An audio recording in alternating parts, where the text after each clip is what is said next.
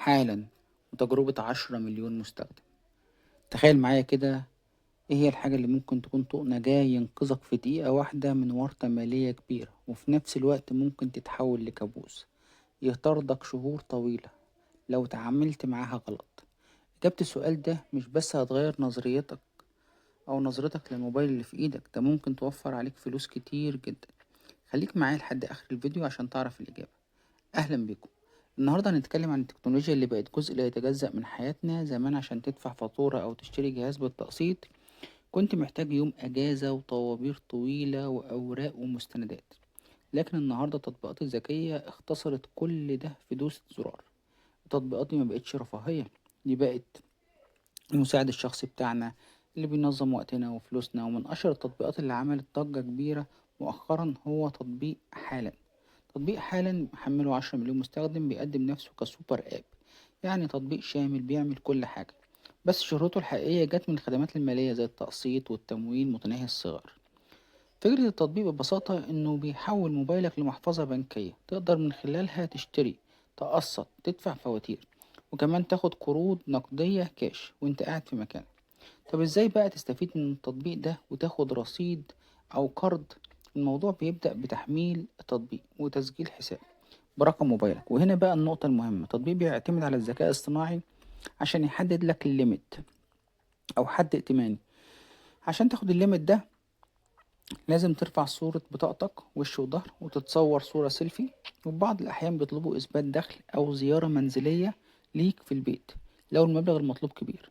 بمجرد ما يتوافق عليك بينزل لك رصيد في المحفظة.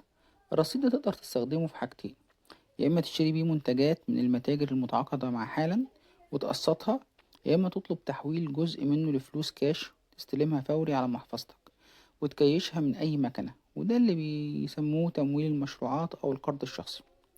وعشان نستخدم التطبيق صح ومتغلطش غلطة ناس كتيرة لازم تاخد بالك من الواجهة الرئيسية. هتلاقي عندك أيقونات واضحة زي رصيد، أيقونة تانية مكتوب عليها تقسيط، أيقونة تالتة مكتوب عليها مدفوعات. لو عايز تشتري وتدفع بعدين بتختار المتجر وبتعمل مسح للكود عند الكاشير، وتختار خطة التقسيط اللي تناسبك سواء على 6 شهور أو على سنة. الأهم إنك تتابع مواعيد السداد من جوه التطبيق عشان ما يتفرضش عليك غرامات تأخير. نيجي بقى للكلام اللي ما بيتقالش في الإعلانات. إيه هي مميزات وعيوب حالا؟ بناء على تجربتي وتجارب آلاف المستخدمين على بلاي ستور، المميزات واضحة جدا، وهي السرعة والسهولة. مفيش تعقيدات زي البنوك، والموافقات سريعة جدا، وتقدر تشتري أي حاجة من أول الموبايلات لحد الأجهزة المنزلية وحتى الموتوسيكلات والتوك توك. كمان التطبيق بيوفر خدمات دفع فواتير زي الكهرباء والغاز والمية، شحن رصيد، فبيلم كل احتياجاتك في مكان واحد. لكن العيوب بقى لازم نكون صراحة مع بعض شوية. أكبر شكوى للمستخدمين على المتجر هي المصاريف الإدارية والفوائد.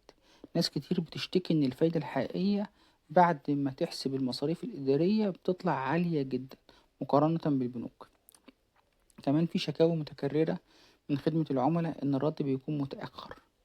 وطبعا ممكن يجيب لك يقولك الموبايل ده بدون فوائد، لكن المصاريف الإدارية أحيانا بتبقى يعني قد الفوائد.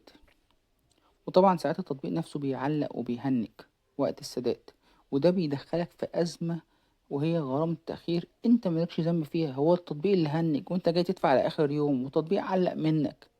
فالنقطة دي مهمة جدا واشتكى منها ناس كتيرة جدا.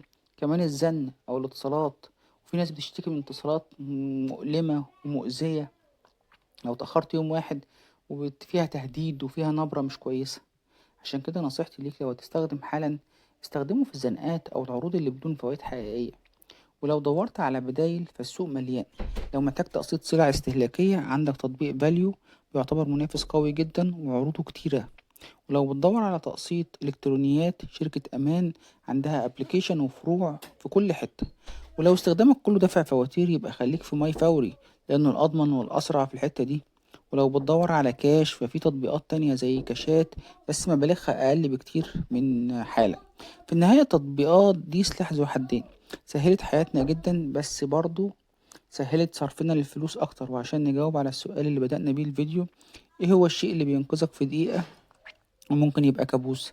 الإجابة هي القروض الاستهلاكية السهلة انك تاخد فلوس بضغطة زر ده احساس مريح جدا وقوي في وقت الازمة، لكن لو ما كانش عندك خطة واضحة هتدفع ازاي ومنين، الفوائد هتتراكم عليك، والاتصالات هتخلي الدقيقة اللي ارتحت فيها تدفع تمنها قلق شهور قدام. حمل تطبيقات، استفيد من التكنولوجيا بس خليك أذكى منها، وما تخليش سهولة الصرف تنسيك صعوبة السداد. لو عجبك الفيديو وتجربتك مع تطبيقات التمويل اكتب لنا تجربتك في التعليقات. ايه اكتر تطبيق ريحك، وايه التطبيق اللي توهك معاه؟